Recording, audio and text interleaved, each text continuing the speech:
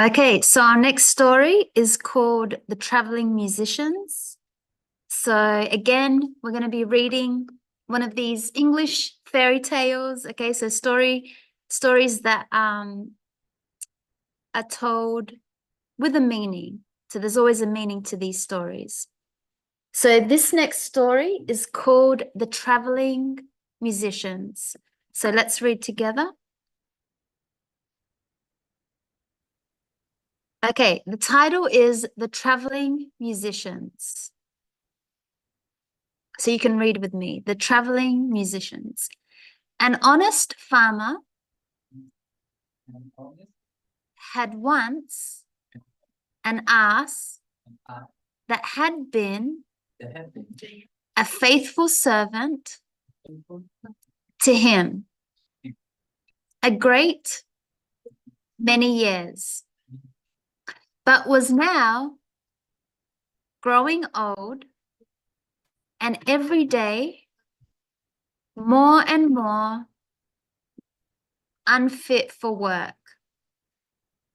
His master, therefore, was tired of keeping him and began to think of putting an end to him. But the ass, who saw that some mischief was in the wind, took himself slyly off and began his journey towards the great city.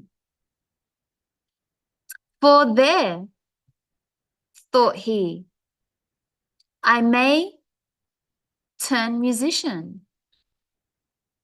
After he traveled a little way, he spied a dog lying by the roadside and panting as if he were tired. What makes you pant so, my friend? Said the ass. Alas, said the dog, my master was going to knock me on the head because I am old and weak and can no longer make myself useful to him in hunting. So I ran away. But what can I do to earn my livelihood? Hark ye, said the ass, I am going to the great city to turn musician. Suppose you go with me and try what you can do in the same way.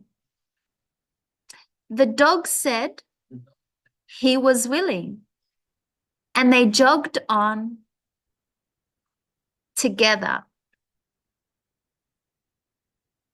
They had not gone far before they saw a cat sitting in the middle of the road and making a most rueful face. Pray, my good lady, said the ass, what's the matter with you? You look quite out of spirits. Ah, me, said the cat.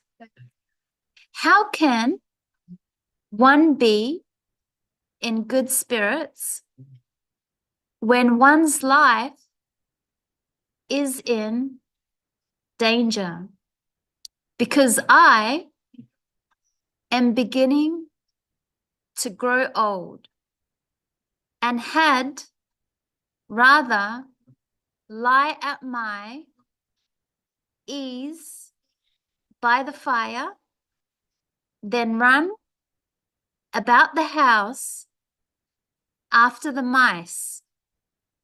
My mistress laid hold of me and was going to drown me, and thought I have been lucky enough to get away from her. I do not know what I am to live upon. Oh, said the ass, by all means, go with us to the great city. You are a good night singer and may make your fortune as a musician. The cat was pleased with the thought and joined the party.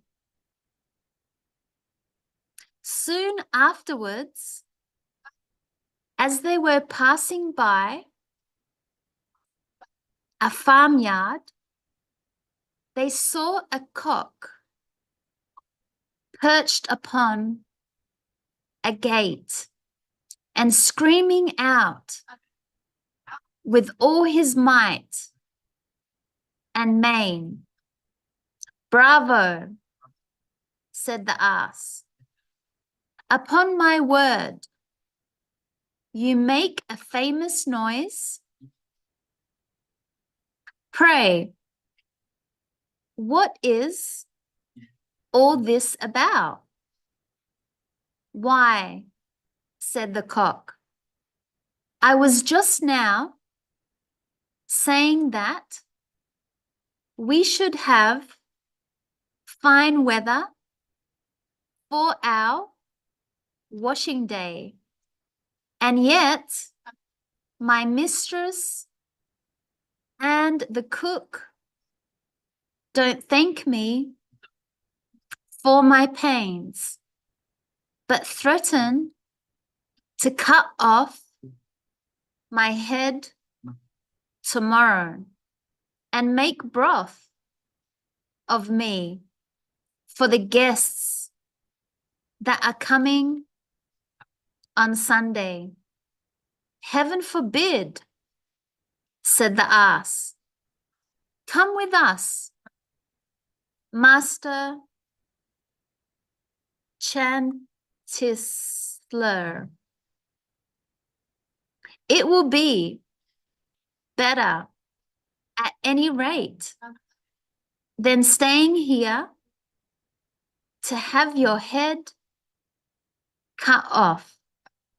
Besides, who knows, if we care to sing in tune, we may get up some kind of a concert. So come along with us with all my heart, said the cock. So they all four went on jollily together. They could not, however, reach the great city the first day. So when night came on, they went into a wood to sleep. The ass and the dog laid themselves down under a great tree, and the cat climbed up into the branches, while the cock thinking that the higher he sat, the safer he should be, flew up to the very top of the tree.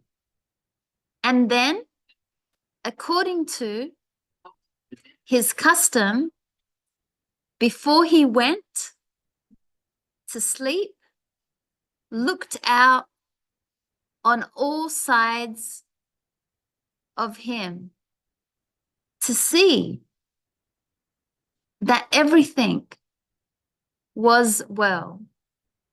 In doing this, he saw afar off something bright and shining and calling to his companions, said, "There must be a house no great way off, for I see a light. If that be the case," I think, did you look up a word or something? No, that's okay. It's funny. Yeah, it's the first time I'm reading these stories, so we must read together and continue to read. But they are good stories, very funny. Okay, said the ass, "We had better change our quarters, for our lodging is not the best in the world. Besides," added the dog, "I should not be the worst for a bone or two, or a bit of meat." So they walked off together towards the spot where Chanticleer had seen the light. And as they drew near it, became larger and brighter, till they at last came close to a house in which a gang of robbers lived. The ass, being the tallest of the company, marched up to the window and peeped in. "Well, donkey," said Chanticleer, "what do you see?" "What do I see?" replied the ass. "Why, I see a table spread with all kinds of good things, and robbers sitting round it, making merry. That would be a noble lodging for us," said the cock. "Yes," said the ass, "if we could only get in." So they consulted together how they should contrive to get the robbers out. And at last, they hit upon a plan.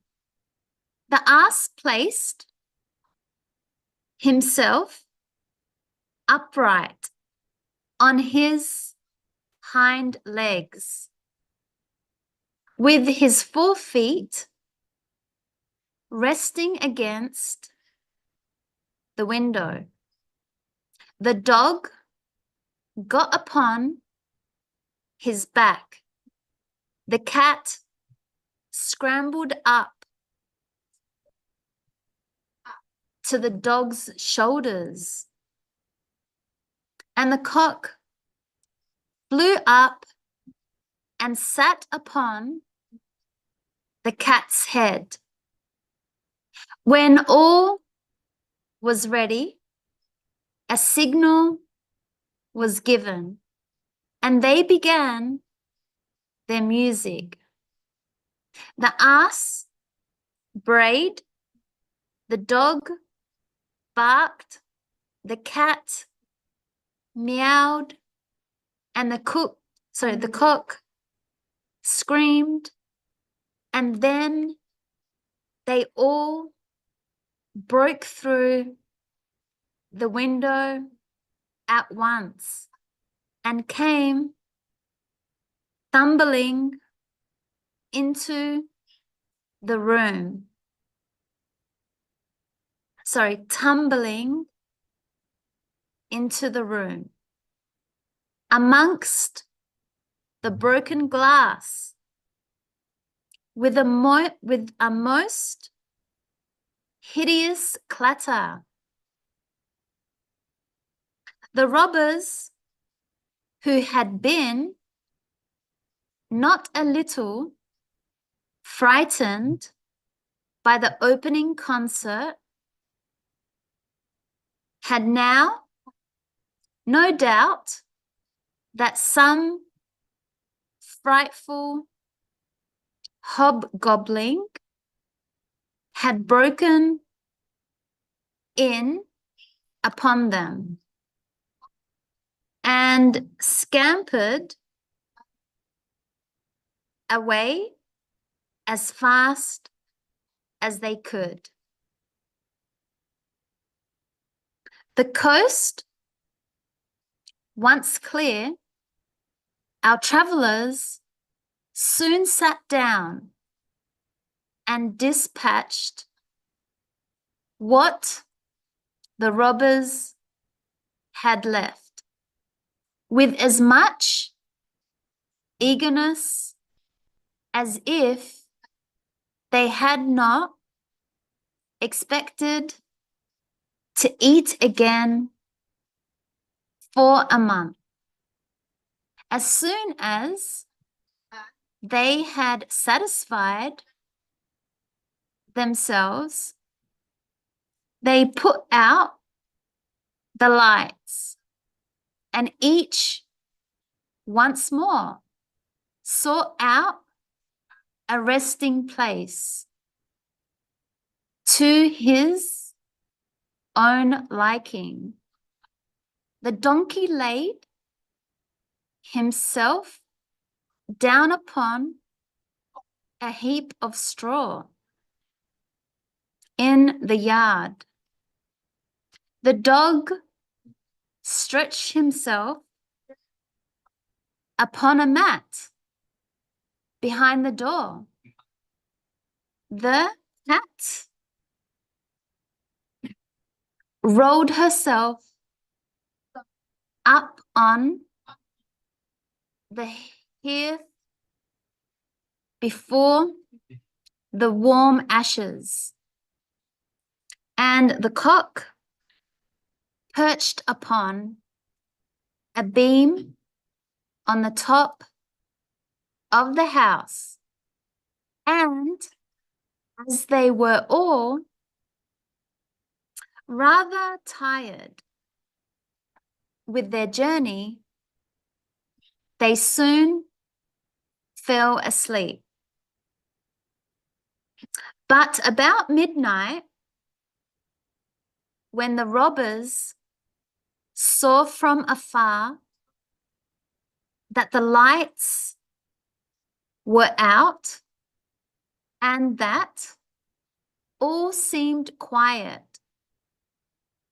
they began to think that they had been in too great a hurry to run away.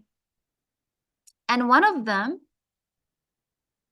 who was bolder than the rest, went to see what was going on. Finding everything still, he marched into the kitchen and grobbed about till he found a match in order to light a candle. And then, espying the glittering, fiery eyes of the cat, he mistook them for live coals and held the match to them to light it. But the cat, not understanding this joke, sprung at his face and spat and scratched at him. This frightened him dreadfully, and away he ran to the back door. But there the dog jumped up and bit him in the leg. And as he was crossing over the yard, the ass kicked him. And the cock, who had been awakened by the noise, crowed with all his might.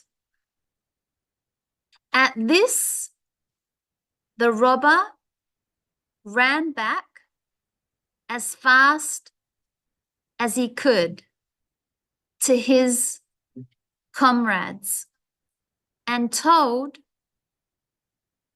the captain how a horrid witch had got into the house and had spat at him and scratched his face with her long, bony fingers.